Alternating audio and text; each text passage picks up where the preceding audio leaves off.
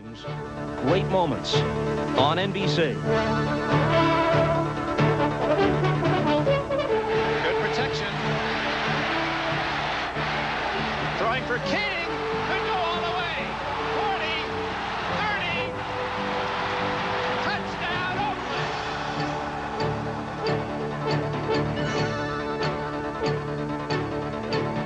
Down, and here's Tony Dorsett. And Dorsett all the way back. Danny White is the blocker out in front. Hits for the corner. He's got it.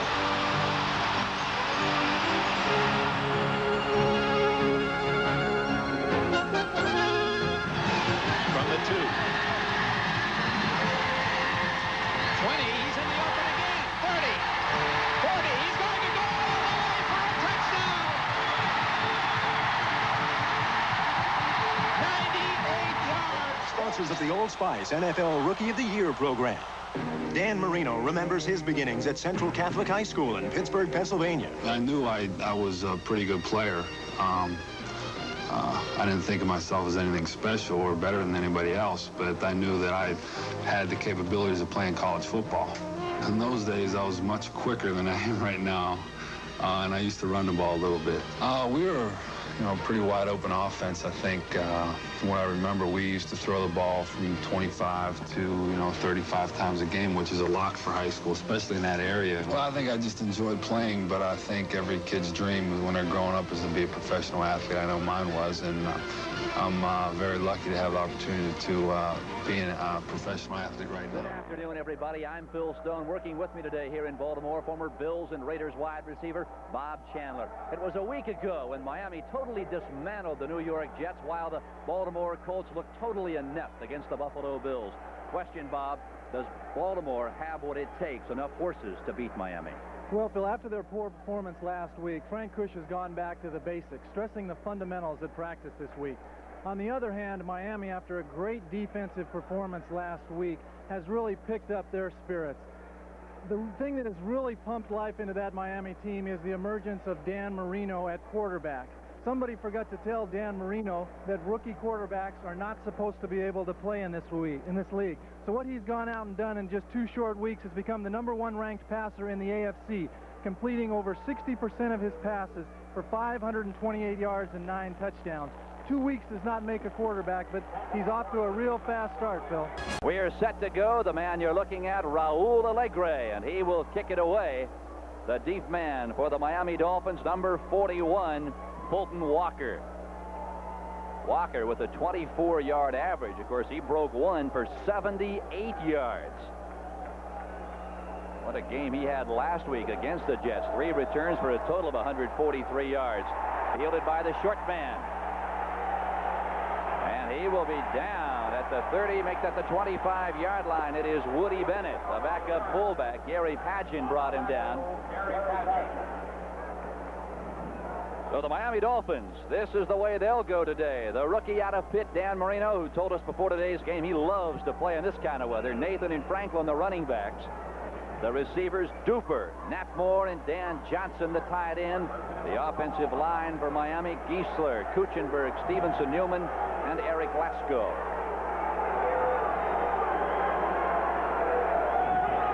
Nat Moore in motion. The give, Franklin through the right side. He's into the Baltimore secondary, out near a first down, the 35-yard line. Kim Anderson, the free safety, 4th year out of Arizona State, tackles him. The defensive line for Baltimore, they utilized the 3-4. Thompson Wisniewski and Steve Parker, the rookie out of Eastern Illinois. The linebackers, Greg Braceland, Johnny Cooks, Barry Krause, and Vernon Maxwell. 7 sacks already this year. Defensive backs, Burrows, Williams, Glasgow, Kim Anderson. And I have to believe, Bob Chandler, that Marino and the Miami Dolphin offense will go after that core of secondary. I think they will, Phil. You know, the conditions are a little suspect today, but on a day like this, the receiver really has the advantage going into his route, and it's just a matter of him having to concentrate a little bit more to catch the ball. The field that was covered up until about an hour before game time, but it is very soggy as the rains got heavier and heavier just about 60 minutes before kickoff. The give is again to Andre Franklin, and he has stacked up Barry Krause, 5th year out of Alabama, is there to bring him down. The reason you will notice that the infield portion of this field has not been sodded over yet is because the Colts have been here at home for the past 3 weeks, and the groundskeepers here in Baltimore felt that if they would have sodded early after the Orioles World Series here, that it would not have had enough time to take with the Colts playing on it every weekend. So they will sod after today's game. Colts go on the road for a couple of weeks. Marino, his first attempt of the day. It's complete. Bruce Hardy has it. He is down shy of the 45. They're setting it right on the 45-yard line.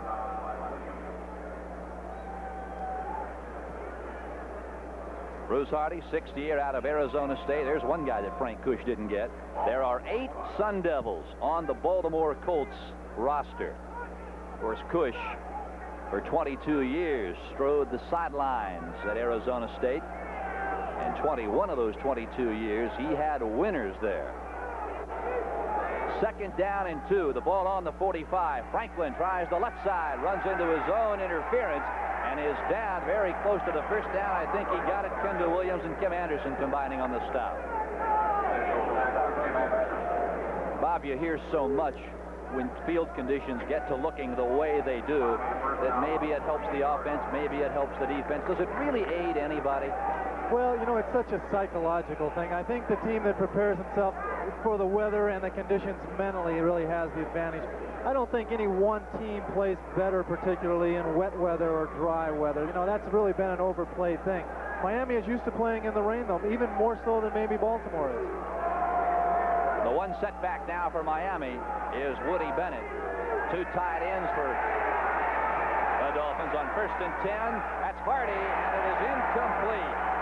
Check that, Mark Duper.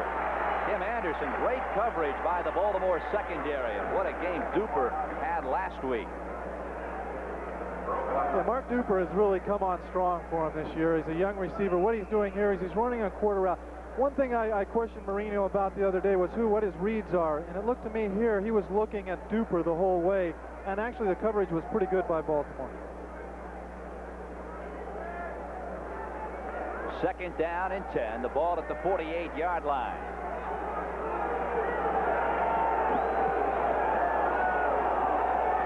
Marino. Joe Rose. He'll be stopped shy of the first down by a bundle, probably 5 yards shy. Greg Graceland on the tackle. That's something you see the Dolphins do an awful lot of, dumping that pass off. A little tight end screen there. They've sure been successful over the years using those screens. They probably run that screen as well as any team in the National Football League.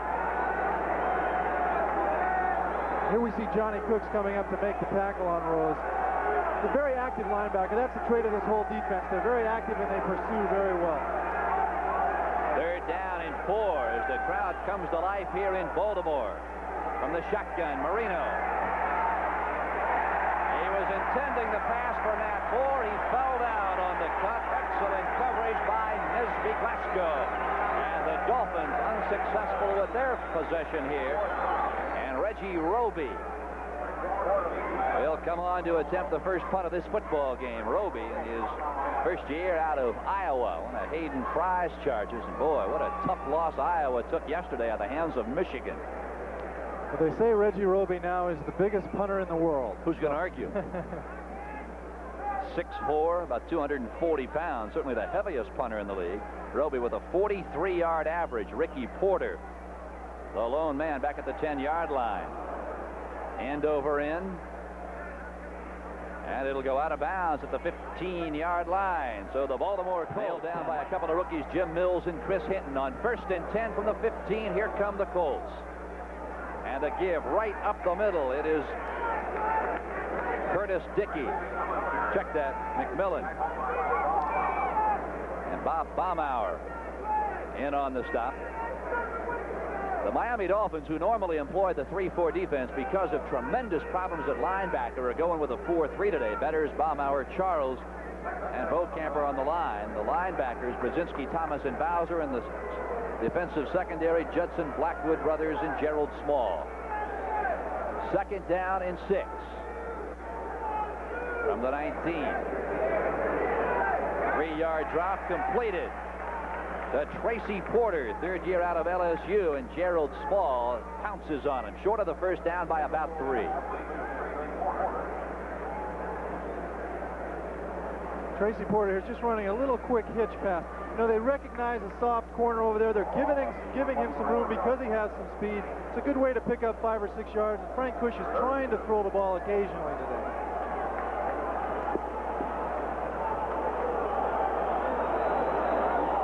Down and 2. The give is McMillan, and he has the first down and more for Baltimore.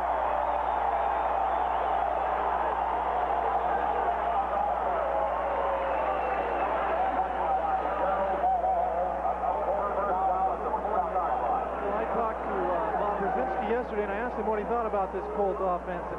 His major concern was those 2 big running backs. He said they're probably as good a tandem as there is in the league. And at that size and that speed, if Miami is not really on their toes today, they can really wreak havoc back there.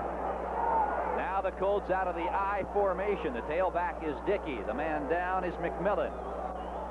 And it's Dickey. Look at the cut, right side. And he is out near the 45, possibly to the 46-yard line, before he is snowed under there by Lyle Blackwood and Bob Baumauer. Lyle Blackwood, 11th year out of TCU. And we've got a Colt down at the 42-yard line. It is Jim Mills, and that is bad news for Baltimore.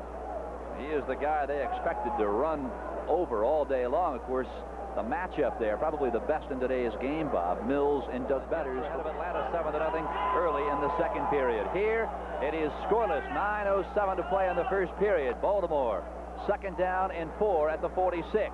McMillan bangs his way across the midfield stripe, a first down for Baltimore.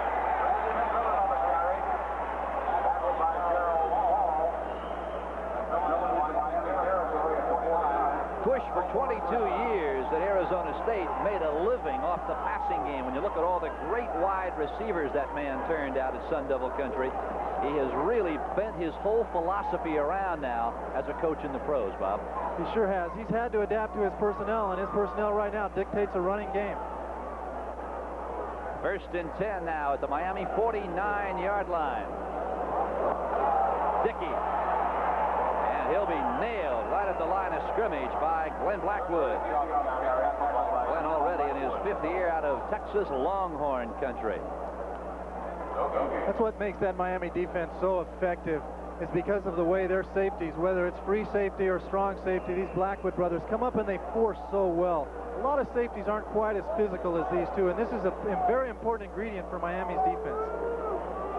Well, I would assume also, Bob, that when you have an offense that does not have much of a deep threat, it allows the safeties to perhaps come and play a little closer to the line of scrimmage without having to worry about getting beat deep. That's Dickey, and he's got some running room. As a fumble on the play, question is, was he down before he coughed up the ball? Sherwin says he was down. It is still Baltimore's ball, but hold on while the officials unpile the heap. The rain falling even harder now. You know, I think it's important for Coach Kush and the Colts today to at least try to throw that ball down the field. That vertical game is really important. It puts fear in the opponents, and like you said, when those safeties come up and they can become a big part of tackling there, they have to respect that passing game. And if the Colts can come out and throw a few down the field, whether they complete them or not, it's going to make their running game a little easier. Miami has the football.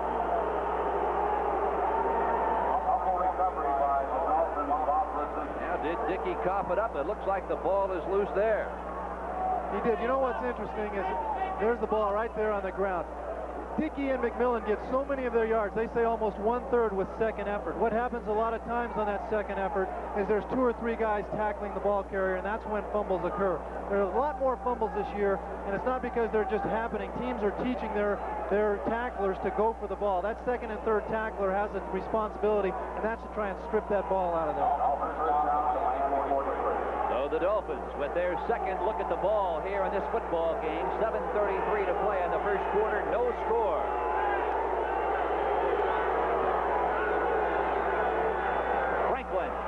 through the left side, following Kuchenberg and John Giesler. And he's got 3, maybe 4 before Barry Krause shuts it down.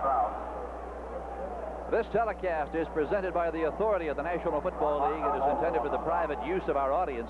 Any rebroadcast or other use of this telecast without the express written consent of the Baltimore Colts and the National Football League is prohibited. A gain of 3 for Miami. It is 2nd down and 7 now. Clock continues to run inside 7 minutes here in the first period. The ball on the 46-yard line. Franklin and Tony Nathan, the running backs, and now apparently some confusion on Marino's part. He calls an immediate timeout and wants to go talk to Don Shula. Minnesota over Green Bay 10-3. Second quarter, Washington laying it on the Lions 21-3. And Kansas City, Houston tied 7 apiece in the second quarter. Here we are scoreless. That is Nat Moore in motion. Flags are down. Andre Franklin is down after a gain of maybe 2. And Donnell Thompson, the big defensive end on the left side, 3rd year out of Tar Heel country, there to swarm him under. And the penalty is going to be offsides, I believe, against the Baltimore Colts. Boy, Bob Chandler, penalties have killed Frank Cush's Colts this year. Well, they're a young and aggressive team, and that's the price you pay. They've been penalized over number 78. They've been penalized over 59 times this year, and you know that's just too many to stay competitive week in and week out. But it is the mark of a young, aggressive football team, and you hate to take away a lot of that aggressiveness. You just have to kind of curb those mental mistakes. They have been penalized 497 yards. Take a look at that. Conversely, the Dolphins, the least penalized team in all of football. Franklin tries the right side. He is hit in the backfield by Thompson and slowed up, and Steve Parker moves up and brings him down. To be fair to Andre Franklin, he is playing with 2 severely bruised shoulders.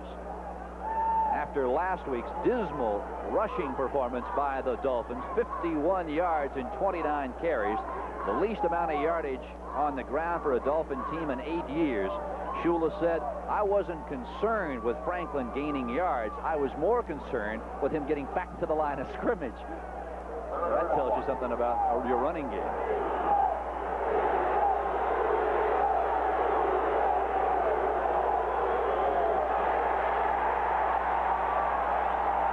I think Franklin got it. He did not. He'll be a good yard shy. Steve Parker, Leo Wisniewski combined on the stop. And it'll be 4th down. So the Baltimore Colts defense, much maligned coming into this game, has held again. They really did. They got off the ball real well there.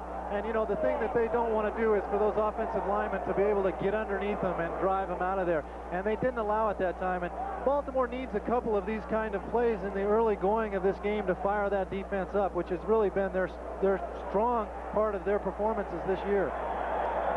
As you can plainly see, the ball a good yard short of a 1st down. And here comes Mr. Roby for the 2nd time here in the first quarter.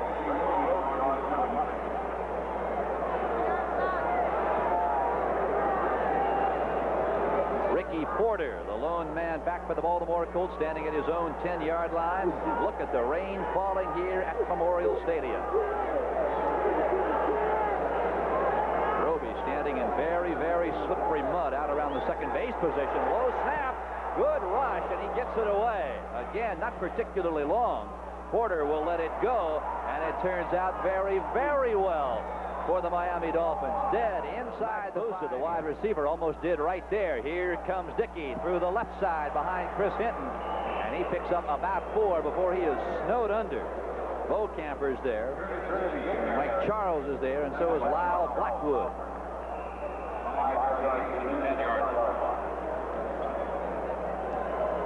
I think we're going to see Baltimore running a lot to the left this afternoon. As you take a look at scores, Cleveland over Cincinnati at halftime, 14-7. The Jets downing Atlanta in the second period, 7-0. Here in Baltimore, it is scoreless. That's McMillan. Tries to scoot across the 10. Charles Bowser 6'3", 232 out of Duke, there to stop McMillan. You know, the reason I said I think we'll see them running to the left a little bit more today is they'll be running behind Chris Hinton and Carl Baldischweiler. With Mills out, it makes that right side a little bit suspect. So you can see them concentrate, I think, more on that left side this afternoon. Well, Frank Kush told me yesterday morning, I had a chat for about an hour with him. He said if they have to use Jeff Hart, the 7th-year man out of Oregon State, they are going to be in a little bit of trouble. That's Dickey, and he is across the 15-yard line. Very, very close to the first down, and I believe he may have it. Again, it is Charles Bowser, and it's a first down for Baltimore. Here we see Chris Hinton opening up the hole there. And you know, whatever combination they're using on that offensive line, there's Chris Hinton, number 75, in the middle of your screen there. Whatever combinations Baltimore's got on that offensive line, it seems to be working real well so far. Al Dickey, 5 rushes already, 20 yards. Hitting a pretty decent block on the inside linebacker, Rodell Thomas. Pagel puts it up, wide open, and Butler cannot hold the ball. And listen to the boos come out in Baltimore. Well, Butler's going to take a little heat for this because he's been a little suspect in the past in being able to make that catch. He is their big play receiver. That's why you'll see him get open on those intermediate routes. They have to respect his speed. He's a big receiver. But as Frank Kush told us yesterday, his biggest problem is his concentration and not being able to hold on to the ball. Now Butler, against the Broncos a few weeks back, suffered a shoulder separation. Understand it is still a little bit tender, but if you can't catch a ball thrown right into your midsection like that, you're in trouble. 2nd and 10. Here's Dickey. Fumble, and I believe the Dolphins have it. The second turnover for the Colts this afternoon, and Bob Baumauer has covered it. So the Colts, who have stopped the Dolphins twice, are now in trouble here at their 18-yard line. The biggest fear here is the Colts start questioning themselves. Here we see it. You know, you can go to the well so many times. Dickey and McMillan are running so effectively, and this happens. The Dolphins are very adept at stripping the ball. And when you're on the ground that much, you're going to make a few mistakes. Well, credit Doug Fetters with knocking it loose. That's Nathan. He's inside the 10, near the 9. Kendall Williams stops him. The situation Frank Kush does not want to get into today is to get behind quickly with the Dolphins. He says if he does get behind, they can't throw the ball. And it would be a very difficult, long afternoon. I think I even read somewhere where he said they should just as soon forfeit if they were behind by 2 or 3 touchdowns, which is a strange way to look at it. But they want to be competitive and stay with them so they can use their running game. Mark Duper to the right of your screen. Nat Moore to the other side. The give is to Franklin. He tries the middle and tracks inside the 5. It is Donnell Thompson on the stop. 2 minutes, 27 seconds to play in the opening period here at Memorial Stadium in Baltimore. Here we have Andre Franklin. A big back has a little bit of an advantage when you're working on this real wet turf. At 220, 225 pounds, he can work on his footing. He's not making real radical cuts. He's just using his weight to make those extra few yards.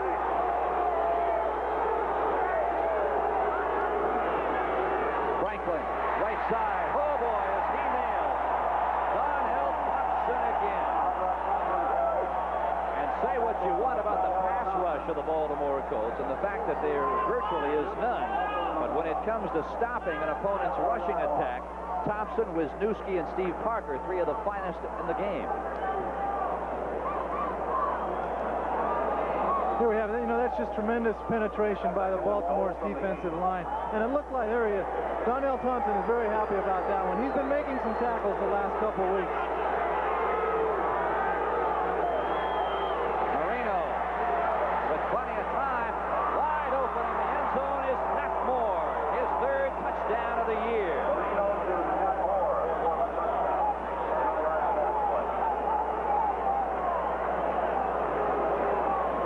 So the Dolphins strike first with 1 minute 20 seconds to play in the opening period.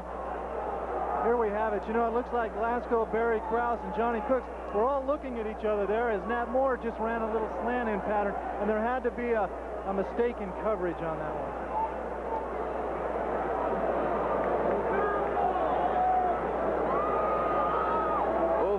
Shaman on to attempt the point after. He has 17 of 18 thus far on the year. Make that 18 of 19. So the clock stops here with 1:20 to play in the opening period at Memorial Stadium. You know, both systems can win. I think Frank Cush is up against a little bit of an uphill struggle because players aren't really used to coming into that kind of boot camp atmosphere.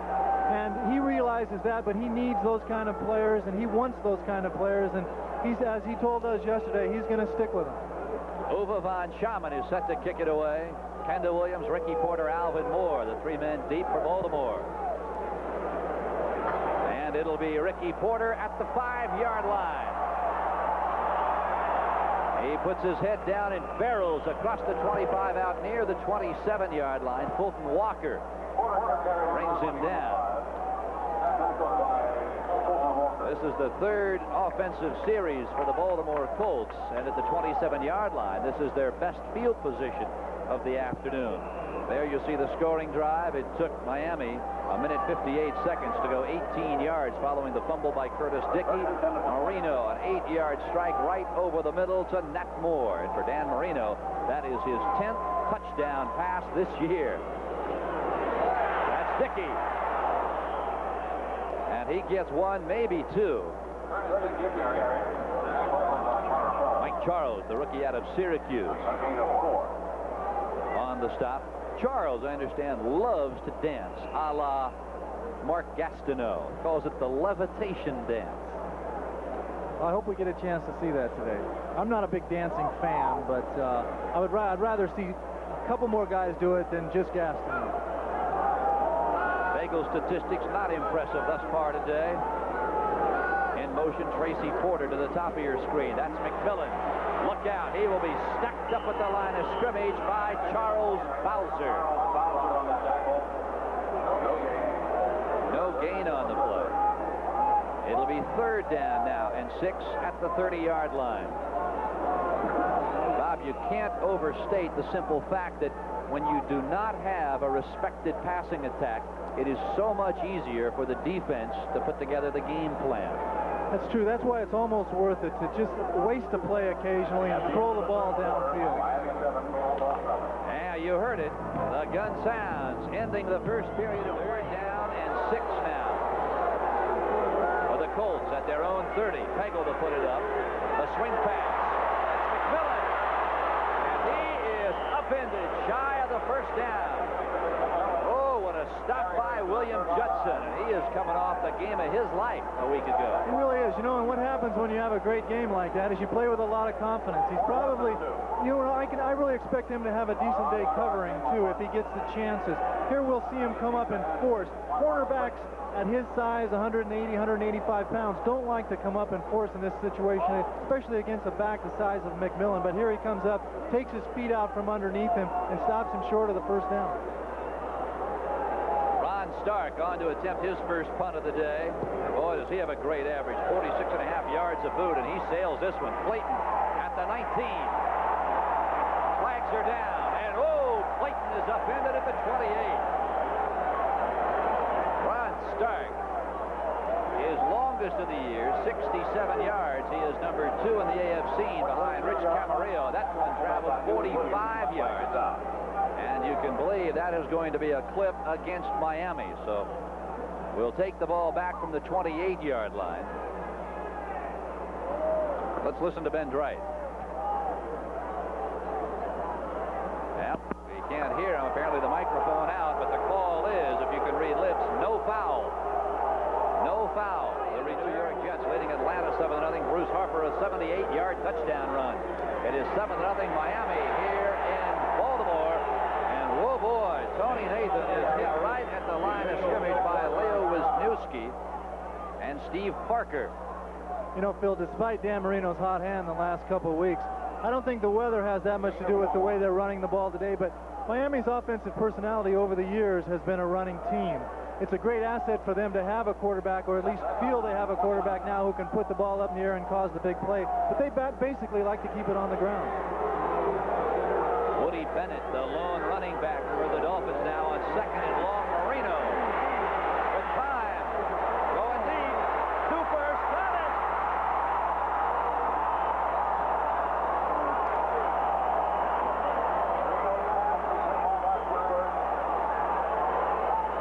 You just can't say enough about the magic of number 13, Dan Marino. I've got a feeling that's a combination we're going to see a lot more of in the next few years. You know, that's just what Duper did there was use his speed and run right down the seam, and it was a perfect pass by Dan Marino, and he caught it over his head, a la Willie Mays. That's a tough catch for a young receiver like that. 64 yards and a touchdown. Now that's quite a touchdown. Oh, no, it wasn't. At the 7-yard line, but they're close. I can't see with all the mud. That's Nathan in motion. Andre Franklin, left side. There is the touchdown, I believe. And now they're saying he is stopped short. Well, we're trying to give him a touchdown anyway. Now they're going to mark it out of bounds. The nose of the ball sniffing the goal line. So the Miami Dolphins, certainly over the years, Bob Chandler, have been the big play team. This is just a tremendous second effort by Andre Franklin. He's a tough man to bring down in those conditions out there. Second down and goal. There's Franklin. Whoa, he's stacked up. He'll lose yardage. The Colts had an idea that Franklin would try and go in over Bob Kuechenberg, and why not? Cooch, 255, 14th year out of Notre Dame. And now on third and goal, and now you're about 1.5 yards shy of the goal line. What's the call, Bob? Well, you know, in an era of situation substitution like we're in now, Baltimore has most all of their run-oriented people in there. If Marino's gutsy here, he'll do a play-action pass. The tight end, if he puts it up. Franklin. And I think he got it. Oh, he was hit behind the line of scrimmage by Quentin Ballard, and he just couldn't get him out. Franklin dives across, and the Dolphins have another touchdown. Well, that's why I'm not coaching. I would have thrown a play-action pass and probably had it picked off down there.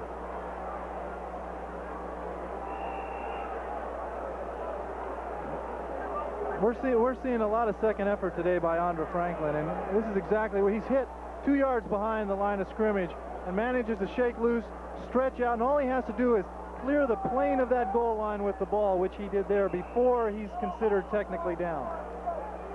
Uwe von Schaman and Don Strock, the holder,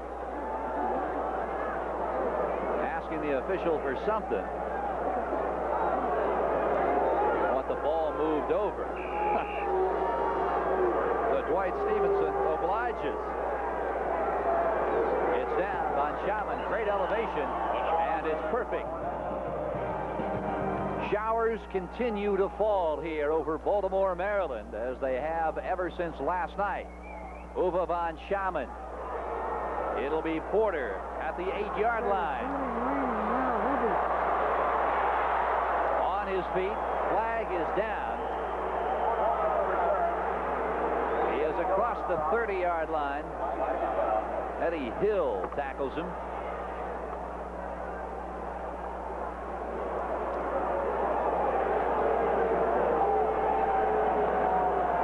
This will back the Colts up considerably. Very difficult to tell the yardage at that end of the field. Number 64, illegal block in effect. And it is on Bennett. An illegal block.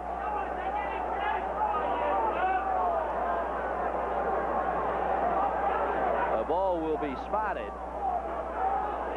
just off to the side of what is the pitcher's mound here at Memorial Stadium.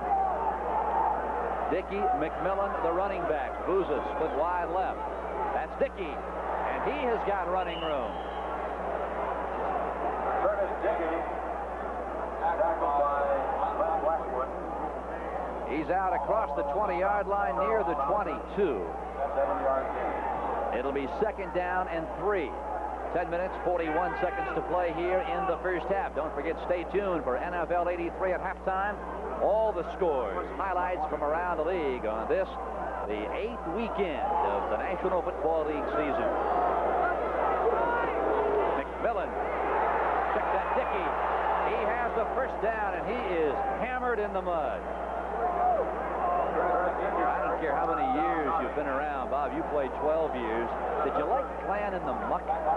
Well, no, you know, some of the linemen and linebackers do, but half the wide receivers battle is looking good. And see, this mud makes you real dirty. And I hated it because I didn't look good. And once I was muddy, I didn't look fast anymore.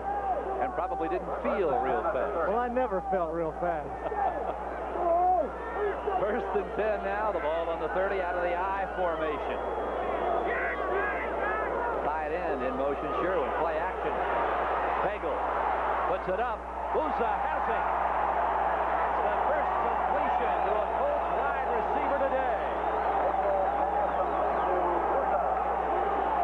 That's an important step for this offense because one of the fundamentals that Frank Kush said he was getting back to was to try and keep Mike Pagel in the pocket so he at least gives his receivers a chance to get open. He was pressured here, so he had to move out of the pocket, but he was looking downfield rather than thinking about running, and he completed it to Matt Booza. They need Mike to sit in that pocket a little bit more when he has the chance and pick out those open receivers. McMillan, he stopped at the line. And he got bent over backwards. Mike Charles, who was starting because of the absence of linebackers for the Miami Dolphins, is in on the stop. Well, we didn't see Mike's dance there, but he did throw up one arm. So he got started with it, but since it wasn't a sack, we didn't see him go into the whole thing. Would you dance in this weather? No, I wouldn't. 2nd down. Call it 10. Booza and Butler split out. Play action. Pagel. Little screen pass to the tight end, Sherwin. And he dives to the 40-yard line, and he is met helmet to helmet. And somebody for Miami is down and out. And we've got a flag down. It is against Baltimore. Sherwin took somebody on helmet to helmet. But it will go for naught. The first down nullified. So Baltimore, if they're not putting it on the ground, they're killing themselves with penalties, averaging 7 penalties a game for 75 yards a game. That is incredible. Holding, number 68. And it's whistled against Jeff Hart, who was filling in for an injured Jim Mills. Well, it's too bad because it's a very effective screen, something that Baltimore has not been able to do too often this year. Tim Sherwin has a great individual effort here. He picks up a couple of his blockers, run behind them, then leaves them, and does it a la Superman. And the man he took on helmet to helmet, the inside linebacker, another linebacker from Miami, Rodell Thomas, will take a seat.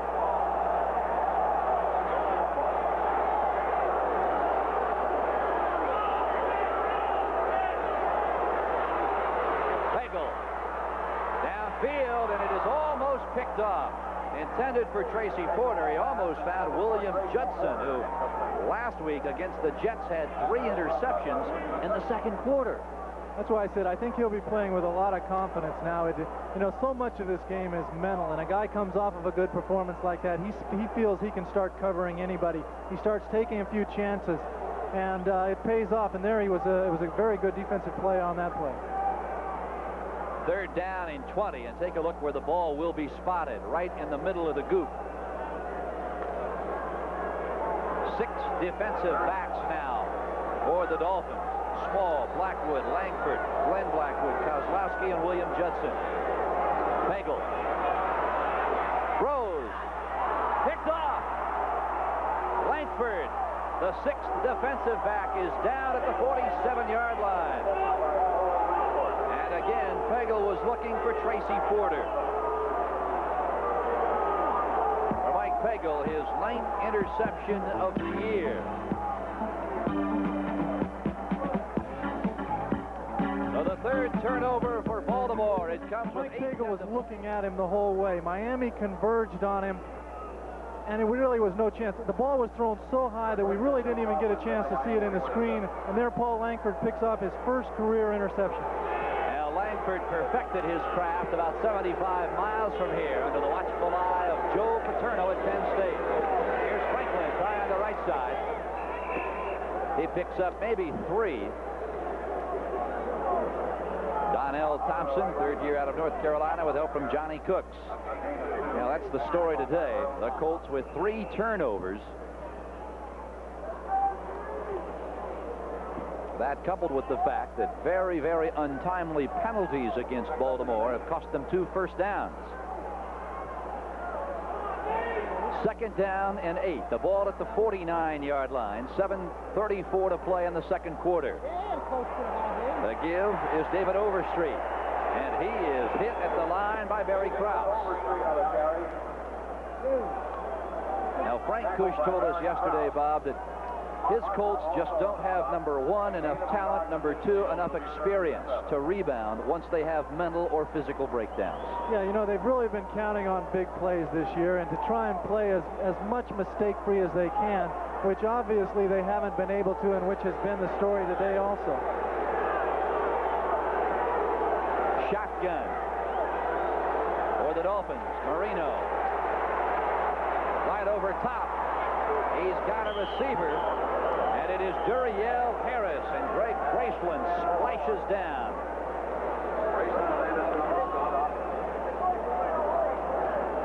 Check that Nap Moore.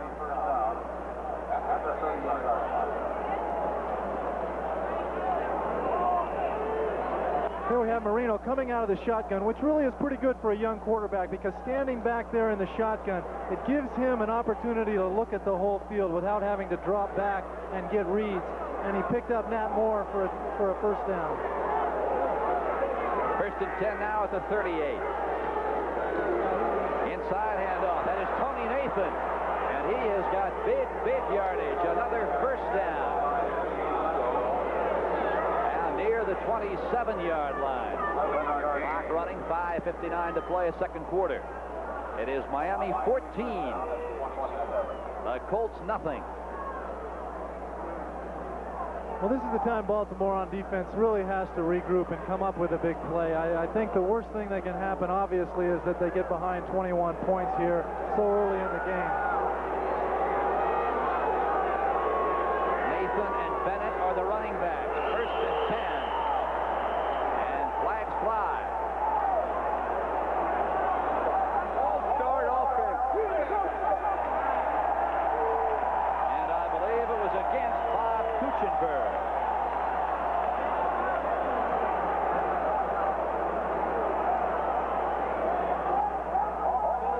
Number 67. It is the 14-year veteran. Take a look, Bob, where that ball is spotted. Halfway in the muck, halfway in the grass. That's got to make it tough if you're center Dwight Stevenson.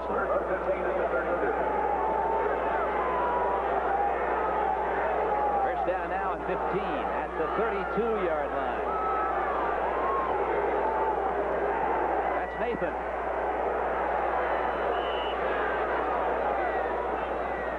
Steve Parker, rookie out of Eastern Illinois.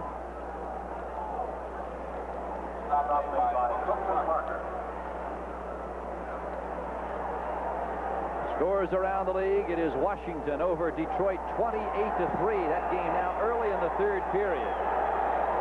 Kansas City has taken a 10-7 lead over Houston. And it is Chicago over the Philadelphia Eagles 7-0. Vince Evans hit Dennis McKinnon from 20 yards out. Second down, 11. Marino to put it up. Rosie. Touchdown. Mark Super.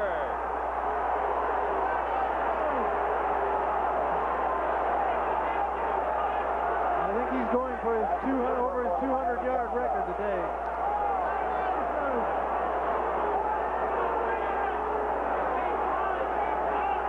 We just have Duper running up the sideline. You know, it's just a flat-out great throw by Marino. He makes a good, actually, he's not bad coverage here. You just can't set it in there any better. He had a time to get both his feet in. And for a young receiver, that's pretty alert play. He did tap them both down before he went out of the back of the end zone. From 28 yards out on 2nd and 11, Marino, his second strike of the afternoon. Von Schaman from the hold of Don Strock. It's perfect. And the Miami Dolphins doing to the Colts exactly what Frank Kush had nightmares about yesterday. 4:44 to play on the floor. Oh boy. Von Schaman lets it fly, and boy, is the rain starting to come heavy now. Ricky Porter will bring it out of the end zone. And he runs into a pack, dives across the 20-yard line. So the Colts will have it maybe at the 21. The rain is really coming down here in Baltimore. They expected somewhere around 42, maybe 45,000 today. Bob, it's safe to say that the inclement weather has kept a few people at home. I think so. Bagel statistics, 50% today for 30 yards, no touchdowns, and a couple of miscues. Booza and Butler, the wideouts. Pagel, out of necessity, has to put it up, and it is batted down at the line by Doug Betters. What more could you ask from the big left defensive end for Miami? 10 sacks, number 1 in the NFL. He batted down a Richard Todd pass last week that Bo Camper picked off and ran it in, and he gets another one here today, as well as forcing a fumble in the first period on Curtis Dickey. 2nd and 10. The ball on the 20.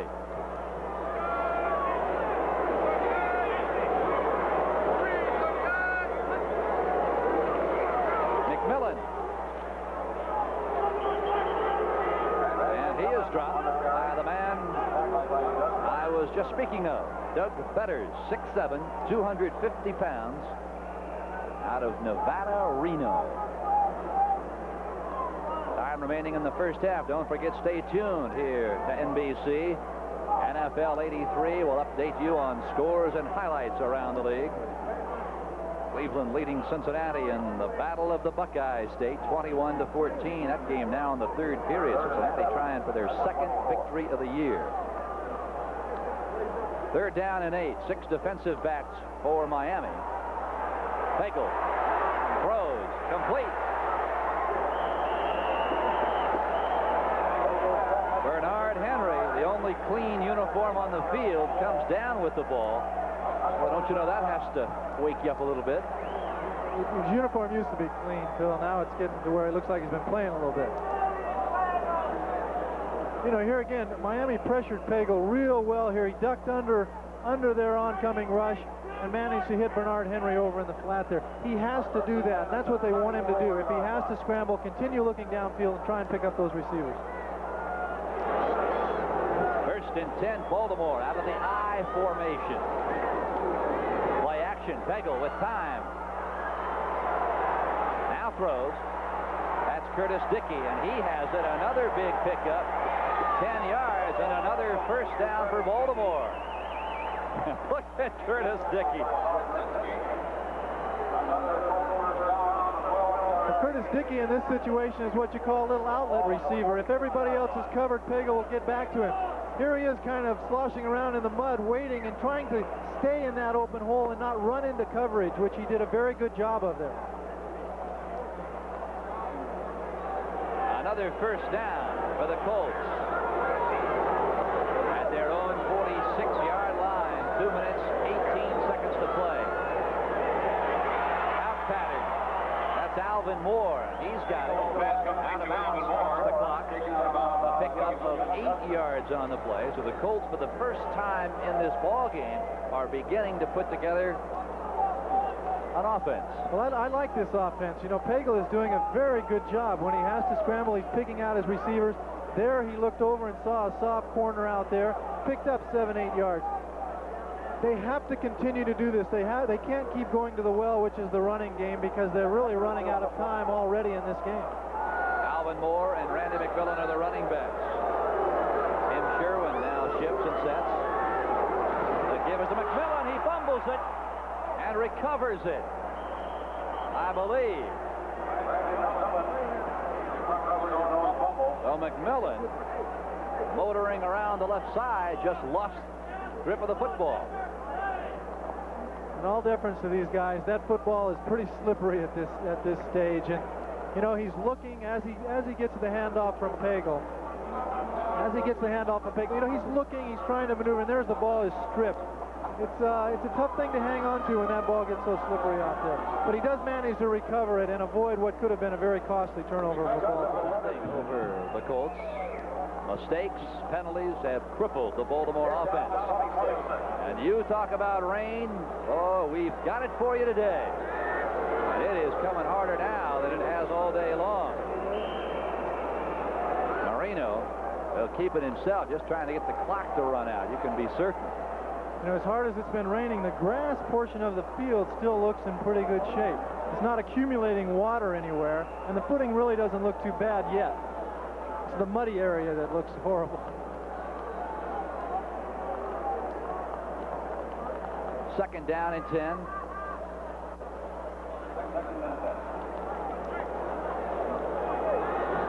.35 seconds to play in the first half.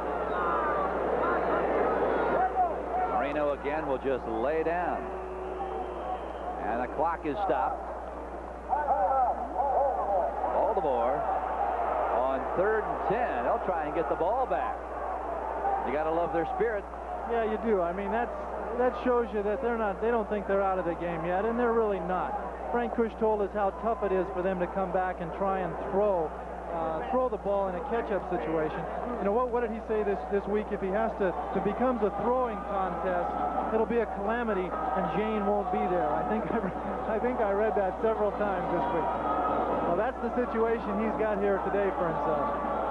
Now you saw Marino's numbers, just short of spectacular for the rookie quarterback out of Pitt. I told you before today's game, when he came out and looked at this field, he said, hey, I love this kind of weather. Of course, he cut his teeth on this kind of weather right down the road here a piece. That's a typical example, though, of a player trying to convince himself that he enjoys going out in a day like this. I've never met any player in his right mind who liked to play in the rain, but when I saw Marino before the game, he had a big smile on his face, and he said, I love this kind of weather. I'm used to it.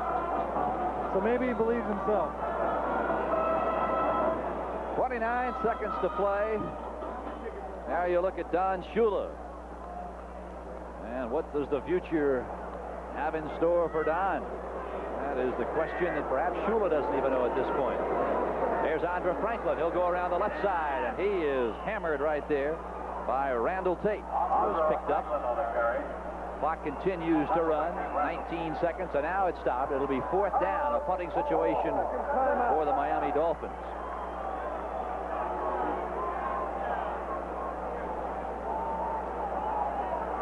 So Reggie Roby coming on.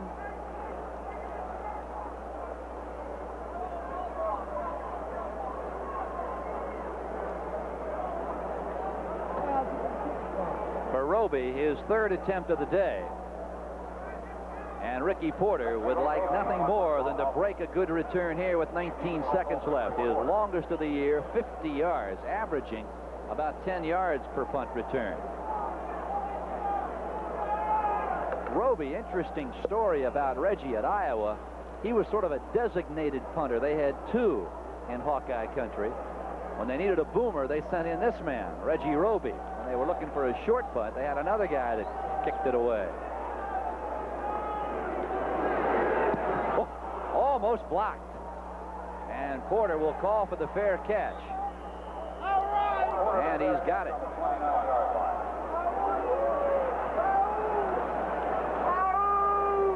Vernon Maxwell came within about 6 inches of getting a hand on that punt. So the Colts will have it with 12 seconds to play at their own, call it 26-yard line. It's very, very, again, we say it's very difficult to tell exactly where the ball is spotted. Now they're putting it on the 30. Pagel. Dump pass, that's McMillan. 6 seconds, 5 seconds. McMillan is down, and the Colts call an instantaneous timeout with 2 seconds to play.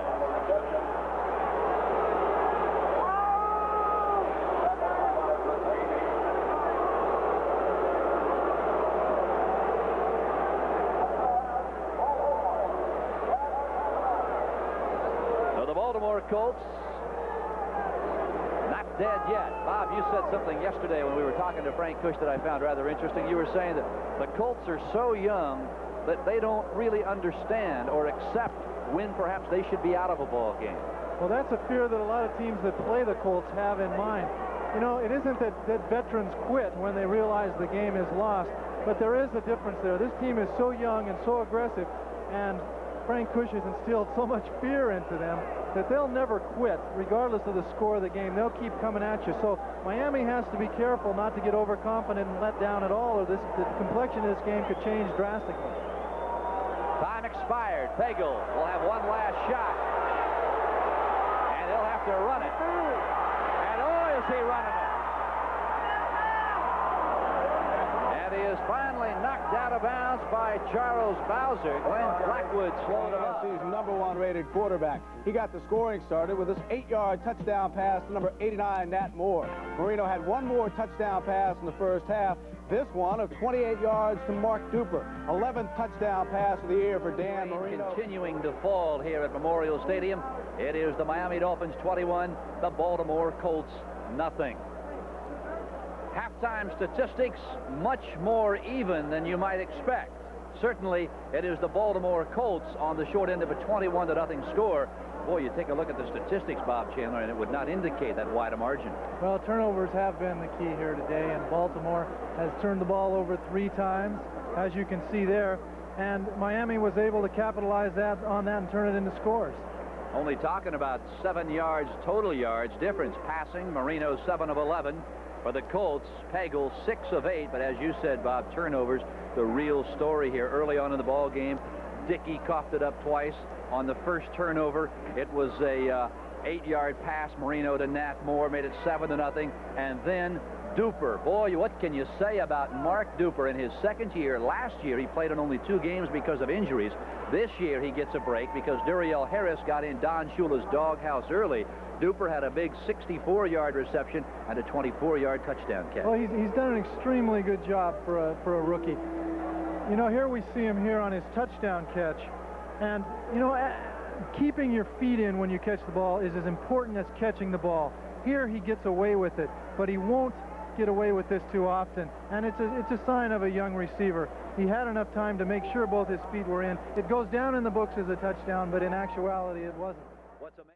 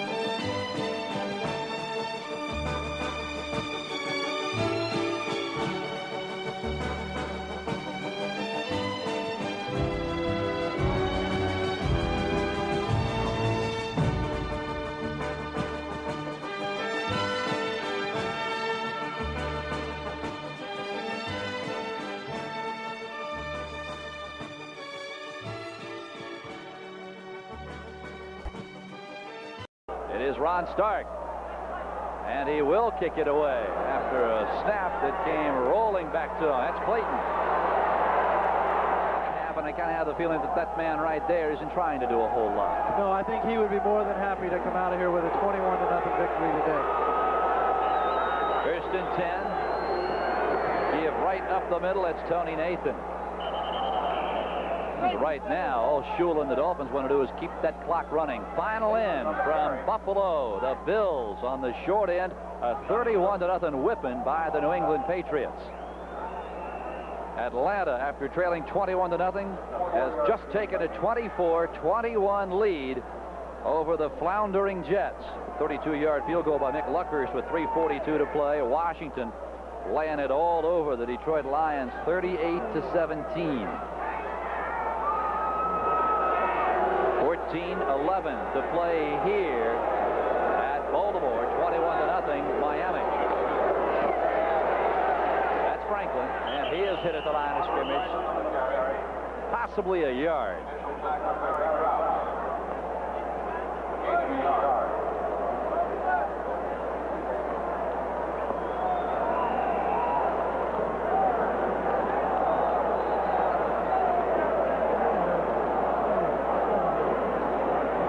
Down in 5.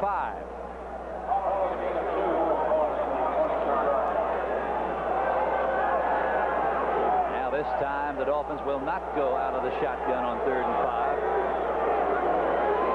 But Marino, trying to keep the football, lays it out to Nathan on the screen. He's got the first down and more.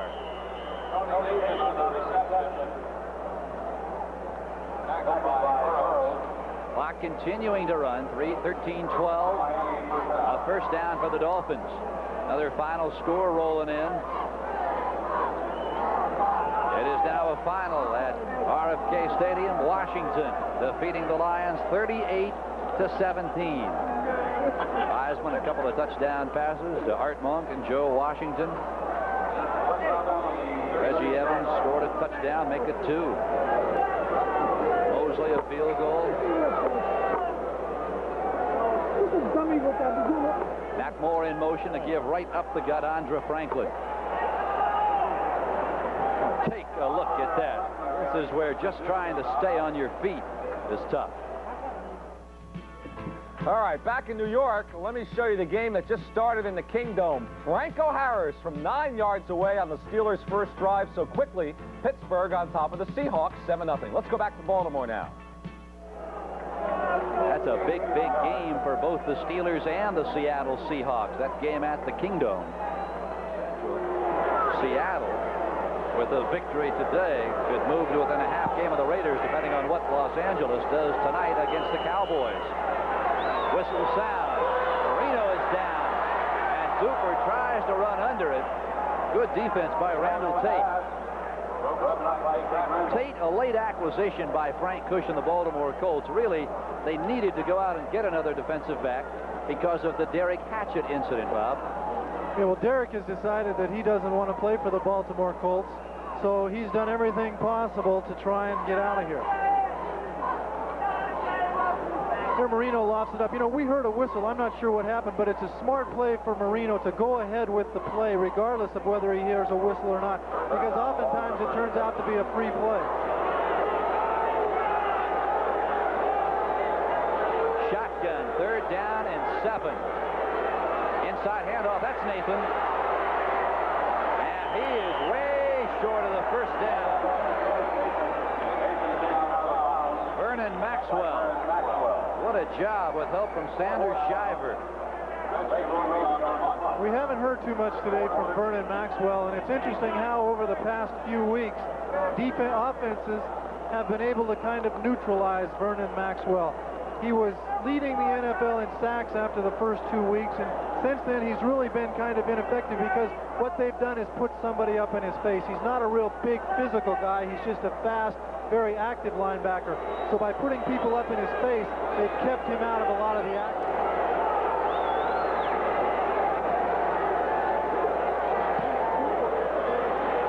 Porter, fair catch at the 20. Back and hit Mike Meade with 25 seconds. Make that 2 seconds left to send that one into overtime. Pagel ducks under the rush, then comes out and hits Tim Sherwin, who's tied in. Under these adverse conditions, you know, I've been pretty impressed by Mike Pagel today. When he has had to scramble, he's still looked for his receivers and he's tried to throw the ball. And he's been able to maneuver around a lot of that intense pressure that the Miami defense has been putting on him. Now the Colts passing attack, 26th in the league in effectiveness. Not good. That is Dickey. But yet their running attack is first in all of football. The question becomes, Bob, what are the biggest differences? Why is an offensive line perhaps so good at blocking for the run and perhaps not so good at blocking against the pass? Well, I think to begin with, the statistics are probably a little bit deceiving. They're number one in the rush because they run the ball so much. They have two very fine runners, and so drive blocking for offensive linemen is an easier task than being able to pass protect. And when you get into passing, it also has to encompass your wide receivers and the routes they're running and everything else. The added variables make it much tougher to do that. McMillan tries the left side. Oh, I mean, he took on Gerald Small and knocked him into yesterday. Lyle Blackwood finally knocks him out of bounds, but Gerald Small will think about hitting McMillan again.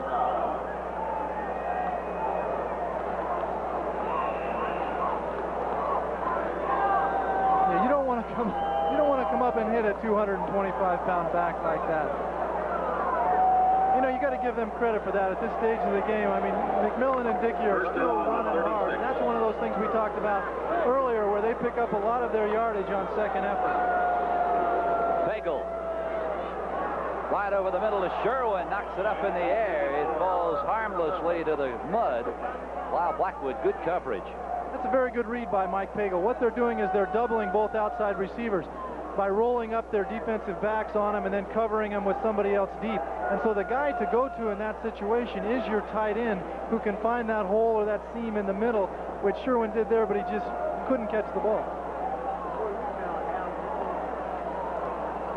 The Dolphins return to the Orange Bowl next Sunday to take on the Los Angeles Rams. Pagel rolls right, steps left, unloads a strike intended for Bernard Henry, and he cannot hold it. A problem that has plagued this Colts offense the entire year. Receivers who cannot hold on to the football. In the first half, Ray Butler dropped one, and here in the second half, Booza, and now Bernard Henry, who cannot hold on. Yeah, that's very discouraging because that's 30 yards of receptions right there that should have been made. Pagel does that little half roll to buy himself a little extra time and has been picking out the right receiver most of the day. Pagel's numbers, 11 completions, 134 yards, and an interception. 3rd and 10. 9 minutes, 21 seconds to play on this ball game. Pagel unloads, Booza, and is intercepted by Gerald Small. And Tracy Porter brings him down. The second interception of Pagel today, the 4th turnover by the Baltimore Colts, and more importantly, it gives the Dolphins the ball. Excellent field position. Miami also owning a 21-0 lead. Mike Pagel, his big mistake here, which is one of the first he's made today, is he's throwing into that double coverage, which is impossible to do. Gerald Small, who was the short man in the coverage, and he was backed up with some help back there by the free safety, managed to just fall off and pick off the ball. That's a mistake that Cush was afraid that Pagel would make if they got into a situation where they had to throw the ball very often this afternoon. There's a great shot right there. Moore in motion. Andre Franklin through the right side. He is into the Colts secondary. Picks up about 5 yards on the play. Burrows with help from Cliff Odom. Well, Phil, 14,000 people decided not to show up today and stay home and listen to the game on radio. Do you blame them? No, I'm freezing up here in the booth. I think the temperature's dropped about 10 degrees since we started. Now there's the turnovers I spoke of a moment ago. A couple of interceptions and 2 fumbles.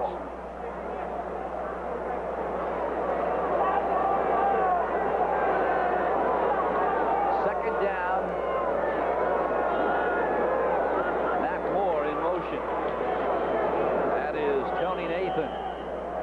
out of Alabama. I want to know how little confidence Shula has in the Dolphins' rushing attack this year.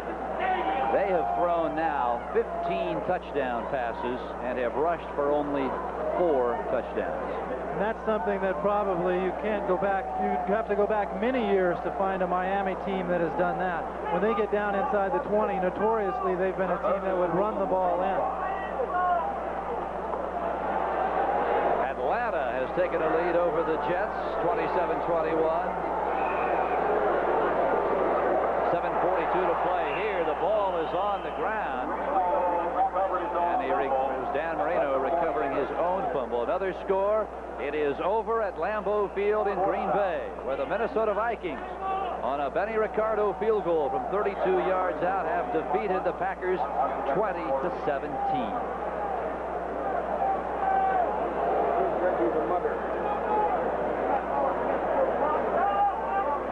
Like we said, Miami's been pretty mistake-free today, but here's something that's probably inevitable on a day like this. At least one bad connection between the center and the cornerback. Marino was fortunate enough to fall on it. Reggie Roby. Oh, he slipped when he tried to come through on that one. That's Ricky Porter at the 15. Baltimore nothing. And the Colts have the football, 1st and 10 at the 24. Pagel unloads. That's McMillan, and he has got running room and banged out of bounds by Charles Bowser. I want to remind you to stay tuned to NBC. As soon as we finish up here at Memorial Stadium in Baltimore, we'll be taking you to the Kingdome in Seattle, where the Pittsburgh Steelers already own a 7-0 lead over the Seahawks. Franco Harris, a 9-yard run.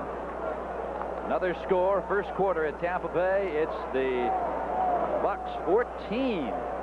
The New Orleans Saints nothing. There's a surprise.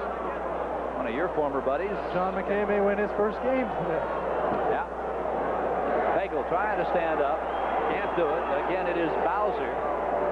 I started to say one of your former teammates, Kenny Stabler. Can't be liking what's going on there. Kenny Stabler's had an amazing year this year. He seems ageless. He never could. For the last 5 or 6 years, he hasn't been able to run, and he's putting it together for New Orleans. Now that's Charles Bowser, who has played one whale of a game this afternoon at linebacker for the Dolphins. Well, that's something they definitely can't afford to have happen. So they have lost everybody, and they've even played Kozlowski, one of their defensive backs, at linebacker oftentimes this year. And if Bowser's hurt, he may have to go in there and play at a linebacker at a 195-pound defensive back. Well, we documented early in this telecast how many linebackers the Dolphins have lost. Of course, just to recap, back in June, the tragic death of Larry Gordon, a heart attack in Arizona while preparing for training camp. And then Steve Scholl went down toward knee ligaments. Ron Hester, bone chips. Larry Evans, a severe knee sprain. Emmett Tilley, a separated shoulder. Ernie Rowe, pneumonia. He is out of the hospital. He's already missed a couple of games. Mark Brown, a bad, what's kind of like a turf toe. A.J. Douay out with a severe groin pull. And now Bowser down and appears to be hurt because he is not getting up. And today, because of that massive number of injuries to the linebacking corps, Bob Chandler, the Dolphins had to alter their defense considerably, going from a much more comfortable 3-4 alignment to the 4-3 alignment. What does that do to your defense? What has that done to Bill Arnsparger? Well, first of all, it's a tribute to Bill Arnsparger that they can play as effectively in a defense that is not really their forte. The 3-4 has become their #1 defense. They've had to adjust because of the injuries, and they've made it work. The players believe in him. He puts a system up there before the week, and they work it out. And it's a tribute to what a fine coach he really is. I understand last week during the game against the Jets, when Douay went out very early and then Emmett Tilley went down, that Arnsparger grabbed a clipboard and redesigned the entire defense during the game against New York. That's McMillan. And he tries to dive out across the 35-yard line, and I think he came down right on the stripe. Not out of bounds. Clock continues to run with 6 minutes and 17 seconds to play. It'll be 3rd down and long. Well, you know, it was interesting what Frank Cush said yesterday about Arnsparger. He said he's forgotten more football than I ever knew, which is a real tribute coming from a guy like Frank Kush, who is a very qualified coach, to a guy that everybody throughout the NFL very much respects, and that's Bill Arnsparger. Well, Mother Nature, not content to mess things up on the playing field, she also apparently feels she can be a pretty good producer because she has taken our sideline camera away from us, we understand. Our technical crew working feverishly to restore our ground level. Now Pagel, under heavy pressure, goes down, trying to unload to Randy McMillan. I think, Phil, if we have to lose the camera, I think the ground level one's the best to lose, because we don't want to be down in that slop anyway. Now there's a man who ought to be awarded a Congressional Medal of Honor. Barry Fisher, you're doing a whale of a job down there. Got to make sure we get a snorkel and fins down to him before too much longer. 5 minutes 40 to play. Ron Stark is on. To boot it away. Fulton Walker back at his own 23-yard line. Stark, well, he has punted remarkably well in this stuff. Fulton Walker's got running room. 2 Colts miss him. He is finally down by the punter himself, Ron Stark. A decent return out near the 45-yard line, give or take 5 yards. Well, Fulton had a big week last week, and here, you know, he was really on his way, and Ron Stark makes the tackle. Ron Stark is one of those new breed of kickers who's a very fine athlete. I'm not saying they weren't in the past, but these are some quality athletes. He was a decathlon star. As you said, he can throw the ball. He throws right-handed, and he kicks left-footed. He's a very versatile guy, and I kind of agree with you. I'm surprised that we haven't seen him try something. Matt Moore in motion. The give right up the middle. It is Tony Nathan. Ball pops loose. And I believe it was whistled down, and it was. So the Dolphins will retain possession. Up at Shea Stadium in New York, the New York Jets scored the first 21 points of the ball game. And then it was all Atlanta. Bartkowski, a couple of touchdown passes. Billy White Shoes Johnson, a 71-yard punt return. And then Mick Luckhurst, 2 field goals with 3 minutes 42 seconds to play and 1:48 remaining at Shea. And that has been the difference. Atlanta 27, the Jets 21. That game is history now in New York. 2nd and 6. Little trap play. Ball pops loose. And the Colts have got it.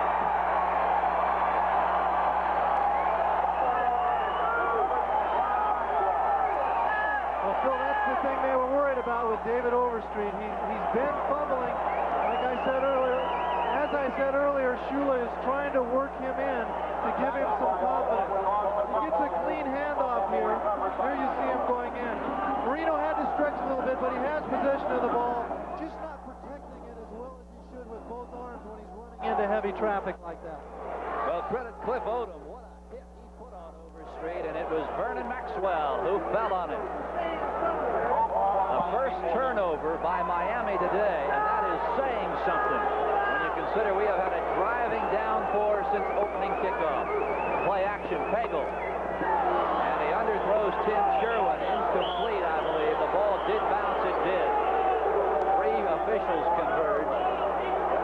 That's just a matter of Pagel not being able to plant his feet and get the ball out there. He's been a little, if he hasn't thrown over on his misconnections today, he's been a little short on his passes, and that turf has a lot to do with it. You've got to take the time to set up and throw the ball. Bob, the Baltimore Colts, losing this one to the Dolphins, will have lost 2 of their last 3, all at home here. And now they head on the road next week to take on Philadelphia and then to Shea to meet the Jets. That has got to be a tough task if you can't win at home. How are you going to win on the road? Right over the top. Sherwin, the tight end, bounces off Blackwood. And Kozlowski right into the arms of Kerry Totolo. You know, as far as being on the road, Kush is kind of happy to get back on the road. He feels that the player, let's take a look at this pass here to Sherwin. They're doubling both outside receivers, which they've been doing this whole second half. Sherwin finds that open hole over the middle, makes a good catch with his hands on a very slippery ball, and picks up another 7 yards. First down, the ball at the 23, through the left side. Pick up a 3 or 4. McMillan again. back to getting on the road. When Coach Cush said he's kind of happy to get back out on the road, he feels his players feel like they're under a little bit more pressure to perform well here, and thinks they may even play better when they're on the road. Dickey comes out. That's Alvin Moore checking in, so it'll be Moore and McMillan. There is Frank Cush. On 2nd down and 7, Pagel plants. Now unloads. That is Butler.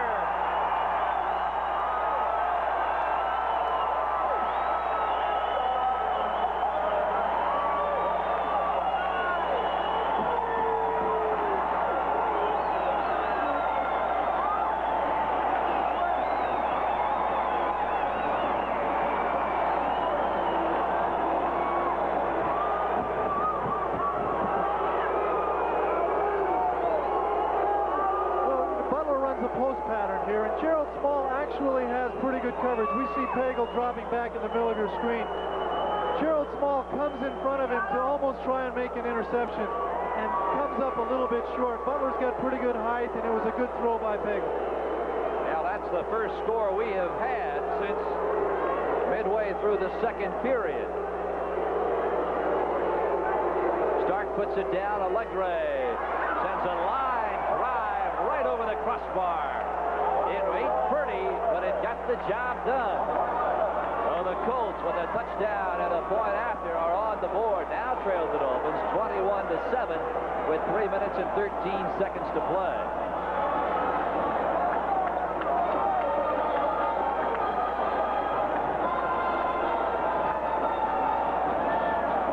I want to remind you, coming up next, stay with us for the second half of our NBC NFL doubleheader.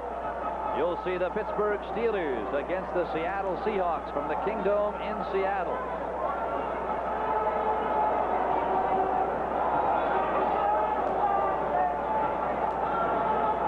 On that touchdown play to Butler, Pagel got good protection. He was able to stand in the pocket. You see him plant his feet there. Gerald Small makes a decision to go for the interception and comes up short.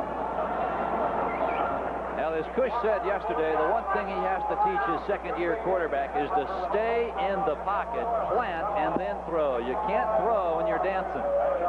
But in all due respect to Mike Pagel, he has been under such intense pressure all year long, Mike. As I said at the outset of the telecast, Bob, he has gotten sacked 18 times coming in, 3 more times today. It has to become difficult standing there and taking that kind of pressure. It sure does. I think, if I see anybody, if I saw all those big guys coming at me, I'd start dancing a little bit too. It's tough to let that pass rush go by you as you step up in the pocket. Your natural tendency is to try and get away from it. Allegre onside, and it went 10 yards, and I think the Colts have it. The flags are down. Colts may have touched that before it went 10 yards. I think you're absolutely right. And if so, they're going to have to kick it over again.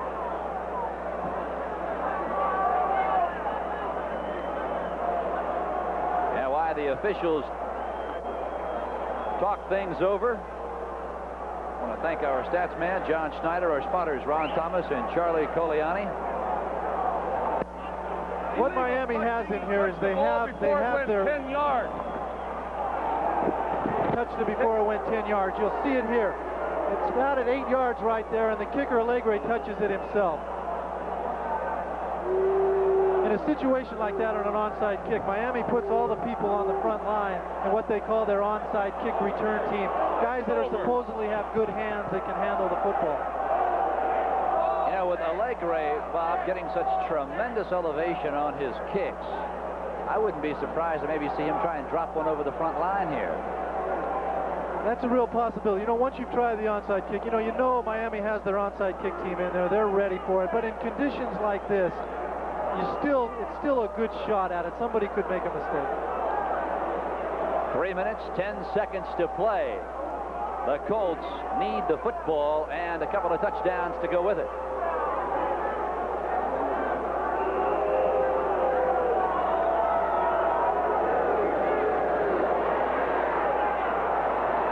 Pops loose. I think the Dolphins might have covered this one.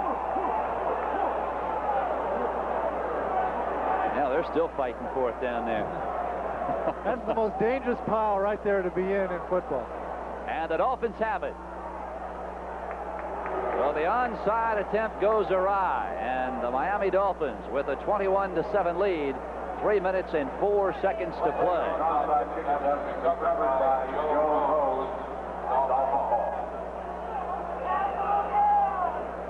It's a pretty good attempt. It's a good onside kick here, and all you're really hoping for is that somebody in that front line makes a mistake. They managed to cover up the ball. It did get loose there, but they had enough Dolphins around it to grab it, hold on to it. And it was Joe Rose who came up with the loose ball. We've got another injury out there that occurred. And that's what I wasn't really joking. I didn't mean to make it sound like a joke when I said that that's one of the most dangerous pileups to be in, because people are doing everything they can to try and get a hold of the ball, and one of the Dolphins got hurt in that pileup.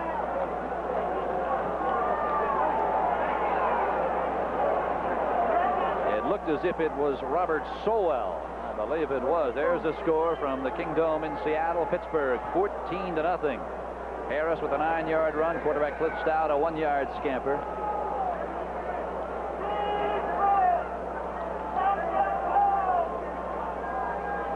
Now the Dolphins huddle around their injured player. 3 minutes and 4 seconds to go. From the 43-yard line.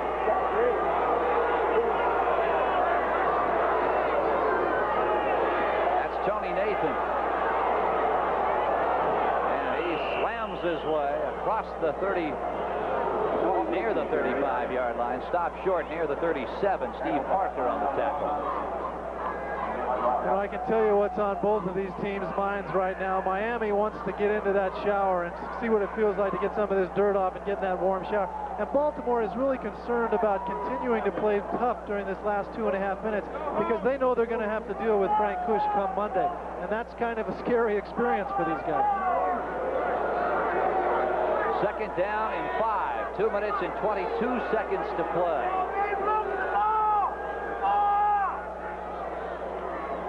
Andre Franklin through the right side, and he's still on his feet.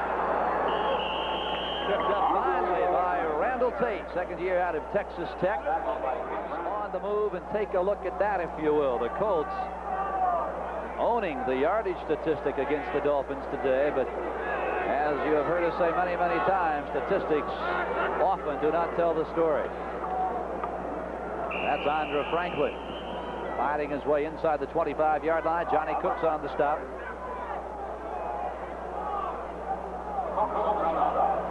Clock running, a minute 45, minute 44. Don't forget, stay tuned to NBC throughout the day. The second half of our doubleheader will be taking you to a dry Kingdome in Seattle, where the Steelers already on top of the Seahawks 14-0.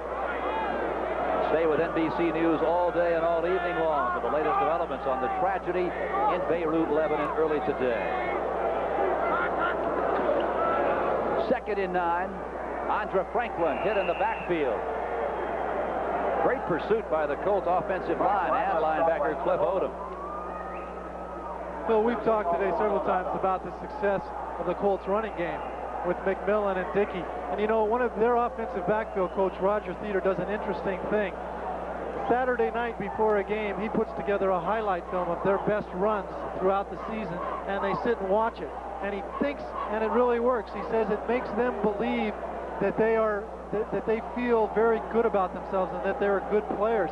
And he said it carries over into the game and it helps their performance tremendously each week. You kidding me? Those guys just want to be in that highlight film the following week. That's Overstreet. And again, he gets just about back to the line of scrimmage, and he is snowed under.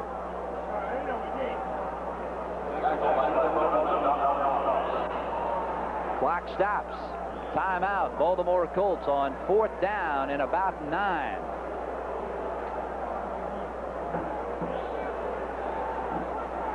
Coming up next, the Steelers and the Seahawks.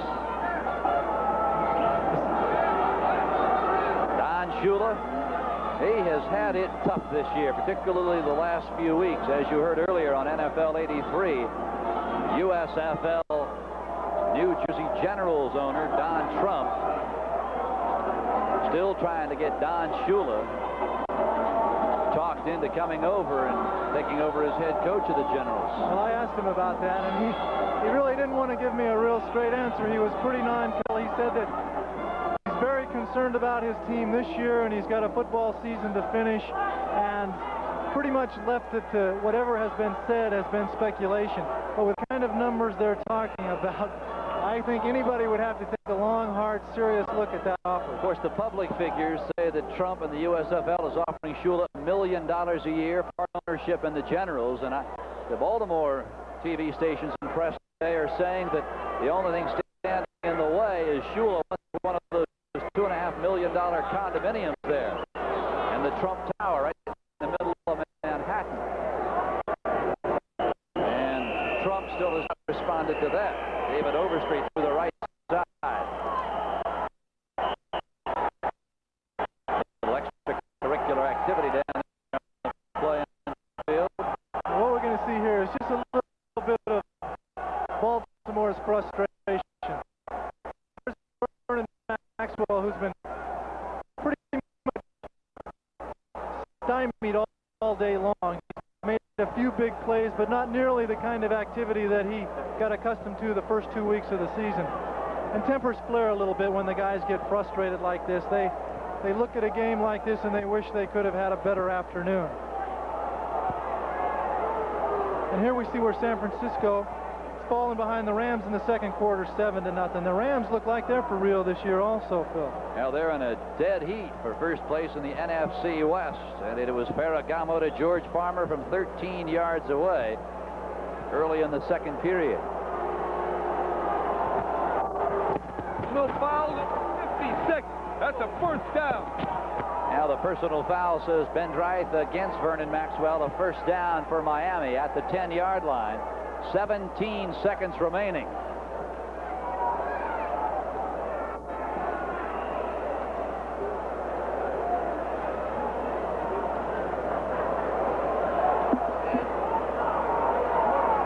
Now next week, the Miami Dolphins home against the Los Angeles Rams, and the Dolphins and a tie for first place now with the Buffalo Bills.